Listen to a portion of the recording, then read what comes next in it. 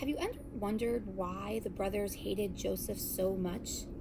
I mean, they were ready to kill him, and they eventually sold him into slavery. How is it that they could have so much hate and resentment towards him? Where did it come from?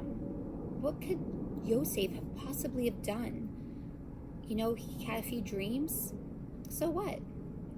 Not just that, when you compare Yosef to the Dinah story, when their sister, the youngest of Leah, was raped, the brothers took such vengeance. They wanted to protect her, to the point that Shimon and Levi basically slaughtered all the men of Shechem. So for one sibling, they threatened the entire community and the whole family. And for the other, they caused one of the worst incidences in Jewish history. How could it be? The answer lies in the names of Yaakov, right? Yaakov had two names. Yaakov, Jacob, which was the name he was given at birth, which I would say connotates this family that keeps passing down their traditions. And then there's the name he acquired when he left the house of Lavan on the way to Beersheba, which was Yisrael, right? Israel, which is what we go by today. That was his name on a national level.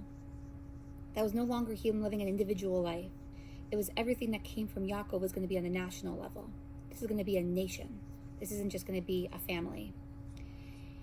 And so we see that depending on which name is used is what is affecting the brothers. When Dinah was raped, Yaakov was upset, but he wasn't ready to take revenge.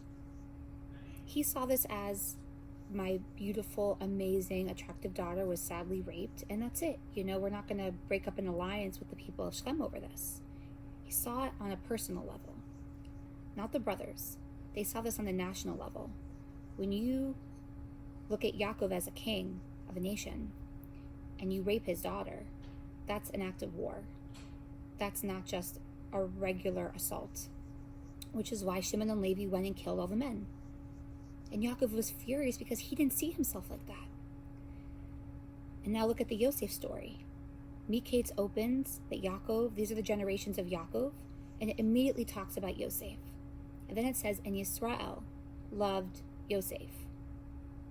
So Yaakov sees Yosef as not just his son, but he loved him because he was going to be the one who's going to continue on the next generation. There's always one brother that leads all the other ones. And Yaakov felt it's going to be Yosef, but not the brothers. The brothers didn't see it like that because Rachel was not the first wife of Yaakov. Leah was. And Yosef wasn't from that marriage. And he wasn't the firstborn. Dinah was from that marriage. They saw Reuven or Yehuda as the contenders for that position to lead the brothers. So to them, Yaakov was making a national mistake.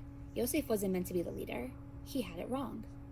Therefore, they had to get rid of Yosef because just like Yitzchak almost made the wrong choice by choosing Esav over Yaakov, their father was also about to make the wrong choice.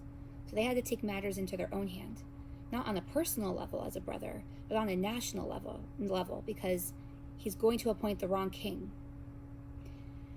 The saddest thing of all is that there need to be two brothers finally to have a partnership, right? The whole point of Yaakov taking on this double blessing, this double identity, this national level now, was that a son of Jacob from Leah and a son of Jacob from Rachel were supposed to work together. Yosef and Yehuda both had a purpose in this bigger plan, but we had never seen a partnership between brothers. And so everything just went haywire. Really interesting side note, the Midrash believes that Dinah was actually supposed to be Yosef, that they somehow, their souls got switched. So Yosef actually was supposed to be originally the son of Leah, but Dinah ended up in one place and Yosef ended up in another. That these two people Kabbalistically are very intertwined. which now could make sense how they could get confused, that there could be confusion to protect one and to not protect the other. Regardless, though, of your opinion on Zohar, the Kabbalah, or the spiritual realm of the Torah, I think at the end of the day, it's really the ultimate answer is confusion. You know, sometimes when we mess up in life, we don't realize we're representing more than ourselves. If I'm wearing my Jewish star and I shoplift, I'm not just shoplifting as a random woman. I'm shoplifting as a Jew. I'm making the Jewish people look bad. I'm making Americans look bad. Making women look bad. Not just Marika, my personal identity. We each have a dual role. There's the personal people that we affect in our life, and then there's the larger groups that we're a part of, that we impact on a much greater level. So everyone should kind of think about their dual identity when making choices.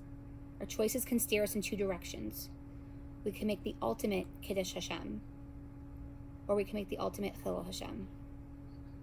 But ultimately, the most beautiful aspect of all is that we are partners in things much greater than ourselves. And we should always look for partnerships in life. Shabbat Shalom.